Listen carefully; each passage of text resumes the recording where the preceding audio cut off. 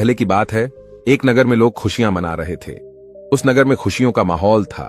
एक तरफ जहां लोग खुशियां मना रहे थे, वहीं पर दूसरी तरफ एक लड़का उन सब से अलग होकर एक पेड़ के किनारे उदास होकर बैठा था। उसे मन ही मन ये चिंता सताए जा रही थी कि परीक्षा नजदीक आ चुकी थी और वह चाहकर भी पढ़ाई नहीं कर पा रहा था। वह चाहकर भी पढ़ाई में मन नहीं लगा पा रहा था। वह जितना पढ़ाई के बारे में सोचता, उसके चेहरे पर उतनी ही निराशा और हताशा बढ़ जाती। वह इन सभी विचारों के बारे में सोच ही रहा था कि तभी वहां से एक गुरुवर गुजर रहे थे। उन्होंने जब उस लड़की को देखा तो वह यह समझ चुके थे कि लड़का कुछ परेशान है, जरूर कोई समस्या है। इसलिए वह उस लड़के के पास पहुंचे और उस लड़के से कहते हैं, क्या बात है बेटा? पूरा गांव खुशियां मना रहा है, गांव में खुशियों का माहौल है और तुम यहां इस सुनसान जगह पर इस पेड़ के नीचे अकेले बैठे हो और तुम बहुत उदास भी लग रहे हो। आखिर क्या बात है? उन गुरुवर की यह बात सुनकर उस लड़के ने जबरदस्ती अपने चेहरे पर मुस्कान लाने की कोशिश की, लेकिन मन में चिंता भरी होने के कारण वह मुस्कुरा ना सका। इस पर गुरुवर एक बार फिर उस लड़के से कहते हैं, क्या बात है बेटा? तुम इतनी गंभीर मुद्रा क्यों बनाए हुए हो? आखिर क्या समस्या है? तुम मुझसे बता सकते हो? इस पर वह लड़का उन गुरुवर से कहता है, हे गुरुवर, मेरी परीक्षा बहुत नजदीक आ चुकी है और मैं चाहकर भी पढ़ाई नहीं कर पा रहा। पढ़ाई में मेरा मन ही नहीं लग रहा। इस पर वह गुरुवर उस लड़के से कहते हैं, परंतु क्यों? इसके पीछे कोई तो कारण होगा। इस बार वह लड़का उन गुरुवर से कहता है, हे गुरुवर, मैं जब भी पढ़ाई करने बैठता हूं और इस बीच अगर कहीं भी मैं अटक जाता हूं तो मेरे मन में तरह तरह की शिकायतें उभरने लगती हैं। चिंता मुझे परेशान करने लगती है और एक के बाद एक नकारात्मक विचार मेरे मन में उमड़ते ही चले जाते हैं और उसके बाद मेरा पढ़ने में तनिक भी मन नहीं लगता।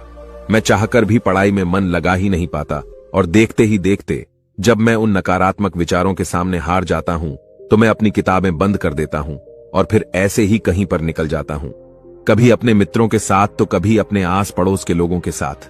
मैं अपना काफी समय यूं ही खराब कर देता हूं। हालांकि भीतर से तो मैं चाहता हूं कि मैं पढ़ाई करूं, अन्यथा मुझे इसका परिणाम भोगना होगा, लेकिन मैं चाहकर भी पढ़ाई कर नहीं पा रहा और ऐसा करीब पिछले 2 महीनों से मेरे साथ हो रहा है। मैं इन नकारात्मक विचारों से जितना छुटकारा पाने की कोशिश करता हूं, ये नकारात्मक विचार मुझे उतना ही घेर लेते हैं और ये मुझे डराते हैं, मुझे परेशान करते हैं। मैं चाहकर भी इनसे छुटकारा नहीं पा रहा। उन गुरुवर ने उस लड़के की सारी बातें ध्यानपूर्वक सुनी और फिर वह उस लड़के से कहते हैं, बेटा, मैं तुम्हारी मन की बातें समझ रहा हूं, लेकिन क्या तुम इसे एक उदाहरण के तौर पर समझा सकते हो? इस पर वह लड़का उन गुरुवर से कहता है, हे गुरुवर, परीक्षा बहुत नजदीक है और मैंने कुछ हद तक पढ़ाई भी कर ली है, लेकिन जो बची हुई पढ़ाई है उसके लिए मुझे हर दिन करीब 10 से 14 घंटे तक यूं ही मन लगाकर पढ़ना होगा। इसके बिना मैं किसी भी हालत में अपनी पढ़ाई पूरी नहीं कर पाऊंगा। जब यह ख्याल मेरे मन में आता है तो मैं डर जाता हूं। मैं भीतर ही भीतर कांप उठता हूं और देखते ही देखते मेरी हिम्मत जवाब देने लगती है और मैं हार मान लेता हूं। और फिर उसके बाद मेहनत करने का मानो मेरा मन ही नहीं होता। मैं चाहकर भी ध्यान नहीं लगा पाता और अगली चीज जो मुझे परेशान कर रही है। रुको रुको बेटा, उन गुरुवर ने उस लड़के को रोकते हुए कहा, पहले हम एक एक करके तुम्हारे मन के उन नकारात्मक विचारों को समझने की कोशिश करते हैं, उन चिंताओं के पार जाने की कोशिश करते हैं, उनसे कुछ सीखने की कोशिश करते हैं। इतना कहकर गुरुवर उस लड़के से कहते हैं, बेटा, तुम यह कहना चाहते हो कि तुम्हें इस बात की चिंता है कि तुम अपनी बची हुई पढ़ाई कैसे पूरी करोगे? तुम एक दिन में इतनी मेहनत कैसे करोगे? तो क्या तुम्हें इस चिंता के पीछे कहीं ना कहीं शिकायत नहीं नजर आ रही? उन गुरुवर की यह बात सुनकर वो लड़का थोड़ा सा हिचकिचाते हुए उन गुरुवर से कहता है, हे गुरुवर, कैसी शिकायत? इस पर वह गुरुवर मुस्कुराते हुए उस लड़के से कहते हैं, बेटा, जब पढ़ाई करते वक्त तुम कहीं पर अटक जाते हो और बची हुई पढ़ाई के बारे में जब तुम सोचते हो, तब तुम खुद से शिकायत करते हो कि मैं तो कमजोर हूं, मैं इतनी मेहनत नहीं कर सकता, मैं भला ये कैसे कर पाऊंगा? मैं भला एक साथ 10 से 14 घंटे तक कैसे पढ़ाई कर सकता हूं? जरा खुद से पूछो, ये जो शिकायतें तुम खुद से कर रहे हो, ये सच है या झूठ, या केवल ये सभी तुम्हारे मन की एक सोच है? उन गुरुवर के इतना कहने पर वह लड़का कुछ देर के लिए मौन हो गया। उसे कुछ समझ नहीं आ रहा था कि वह उन गुरुवर को क्या जवाब दे। तभी वह गुरुवर उस लड़के से कहते हैं, बेटा, ऐसा कहां लिखा है कि तुम इतनी मेहनत नहीं कर सकते? ऐसा कहां लिखा है कि तुम्हारे पास इतनी मेहनत करने की क्षमता नहीं है? क्या किसी ने तुमसे ऐसा कहा है कि तुम इतना ध्यान लगाकर पढ़ाई नहीं कर सकते? इस बारे में वह लड़का जवाब देते हुए उन गुरुवर से कहता है, हे गुरुवर, आप सत्य कहते हैं, ऐसा तो मुझसे किसी ने नहीं कहा। इस पर वह गुरुवर उस लड़के से कहते हैं, बेटा, तो तुमने खुद से यह कैसे मान लिया कि मैं इतना कमजोर हूं और मैं ऐसा नहीं कर सकता, मैं ध्यान लगाकर पढ़ाई नहीं कर सकता? ये सब केवल तुम्हारे मन का एक भ्रम है। तो तुम्हारे मन की एक सोच है जिसे तुम अनजाने में बार बार सोचकर उस पर विश्वास करके उसे सच बना रहे हो। गुरुवर अपनी बात पूरी कर ही रहे थे कि तभी वह लड़का उन गुरुवर की बात काटते हुए कहता है, हे गुरुवर, अगर यह सच नहीं है तो फिर सच क्या है? उस लड़के की यह बात सुनकर गुरुवर मुस्कुराने लगे और उस लड़के से कहते हैं, बेटा, सच यह है कि तुम्हारे अंदर कितनी काबिलियत है, यह जानने के लिए तुम्हें आखिरी हद तक मेहनत करनी होगी। तुम्हें अपनी पूरी कोशिश करनी होगी। जब तुम अपनी पूरी क्षमता पर कार्य करोगे, अपनी पूरी क्षमता के साथ पढ़ाई करोगे, तभी तुम्हें पता चल पाएगा कि सच में तुम्हारी क्षमता क्या है। इस पर वह लड़का उन गुरुवर से कहता है, हे गुरुवर, तो अब मुझे क्या करना चाहिए? इस पर वह गुरुवर उस लड़के से कहते हैं, बेटा, मेरी बात ध्यान से समझो। हर चिंता के पीछे एक सकारात्मक संदेश होता है जिसे हमें पहचानने की आवश्यकता होती है। जैसे जब तुम्हारे मन में यह चिंता प्रकट होने लगी कि मैं अपनी बाकी की पढ़ाई इतनी जल्दी पूरी कैसे करूंगा, तो इस चिंता के पीछे सकारात्मक संदेश क्या था? इस पर वो लड़का कुछ देर सोच विचार करने के बाद उन गुरुवर से कहता है, हे गुरुवर, यही की परीक्षा बहुत करीब है और मुझे पूरा ध्यान और अपनी शक्ति लगाकर पढ़ने की जरूरत है। इस पर गुरुवर कहते हैं, बिल्कुल सही। तभी वो लड़का उन गुरुवर से कहता है, ठीक है, यह तो बहुत अच्छा तरीका है, इससे तो मैं आसानी से अपनी पढ़ाई पर ध्यान लगा सकता हूं। इतना कहकर वह लड़का वहां से जाने लगा। तभी गुरुवर उस लड़के से कहते हैं, रुको बेटा, अभी चिंता पूरी तरह से पार नहीं हुई है। जब भी तुम उस चिंता के पीछे का सकारात्मक संदेश समझ लो तो उसके लिए धन्यवाद करो और आगे बढ़ो। अपने आप से कहो कि मैंने उस चिंता के पीछे का संदेश समझ लिया है और अब मैं पूरी ईमानदारी के साथ मेहनत करने के लिए तैयार हूं। मैंने यह भी स्वीकार कर लिया है कि मेहनत करने में मुझे कष्ट भी होगा, तकलीफ भी उठानी पड़ेगी, लेकिन मैं हार नहीं मानूंगा। यह संदेश मुझ तक पहुंचाने के लिए आपका शुक्रिया। आगे गुरुवर लड़के से कहते हैं, जब तुम खुद से ऐसा कहोगे तो तुम्हें तत्काल अच्छा महसूस होगा, हल्का महसूस होगा, क्योंकि तुम्हारे अंदर का विद्वंद युद्ध पूरी तरह से समाप्त हो चुका होगा और तुमने उस चिंता के पीछे का संदेश भी अच्छी तरह से समझ लिया होगा। तुमने यह स्वीकार कर लिया है कि हां, मुझे लंबे समय तक ध्यान करने की आवश्यकता है, मुझे मेहनत करने की आवश्यकता है, साथ में मुझे थोड़ी सी कष्ट और तकलीफ भी उठानी पड़ेगी। हो सकता है कि इससे मुझे थोड़ी थकान भी हो, लेकिन मैं मेहनत करने से पीछे नहीं हटूंगा। ये सब स्वीकार करते ही तुम्हारे अंदर एक ऊर्जा उत्पन्न होगी और ऐसा इसलिए होगा क्योंकि तुम्हारे मन का बोझ पूरी तरह से हल्का हो चुका है। तुमने उन चीजों को स्वीकार कर लिया है जो चीजें तुम्हारा मन तुमसे स्वीकार करवाना चाहता था। किंतु अब यही मौका है। इस मौके को खाली मत जाने देना और तत्काल इस पर निर्णय लेना, तत्काल इस पर कार्य करना, तत्काल इस सकारात्मक संदेश को अपना विश्वास बना लो। इसे बार बार दोहराओ ताकि तुम इस पर पूरी तरह से विश्वास करने लगो। आगे गुरुवर उस लड़के से कहते हैं, बेटा, यह कठिनाई का ही समय होता है, जो कुछ कर दिखाने का होता है, दर्द को ताकत में बदलने का होता है। इस दुनिया में जितने भी महान लोग हैं, जिन्होंने भी अपने जीवन में कुछ बड़ा हासिल किया है, उन्होंने इसी तरह अपनी शिकायतों, अपनी कमजोरियों को ताकतवर और सकारात्मक सोच में बदला है, उस पर पूर्ण रूप से विश्वास किया है और तभी वे लोग इतनी ऊंचाइयों तक पहुंच पाए हैं।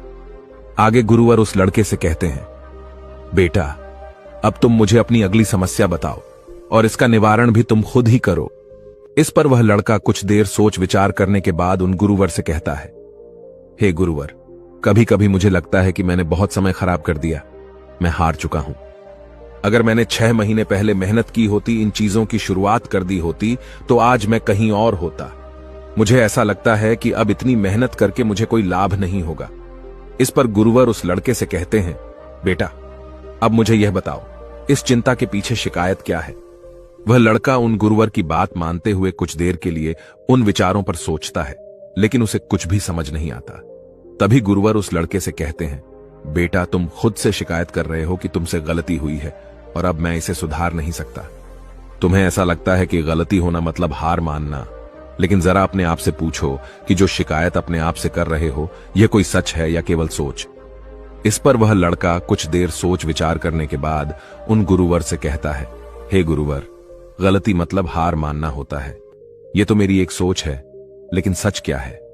इस पर गुरुवर उस लड़के से कहते हैं, बेटा, जब तुम संघर्ष करोगे तो तुम्हें खुद ही पता चल जाएगा। लेकिन अब मेरा यह प्रश्न है कि मुझे यह बताओ कि इस चिंता के पीछे का सकारात्मक संदेश क्या है?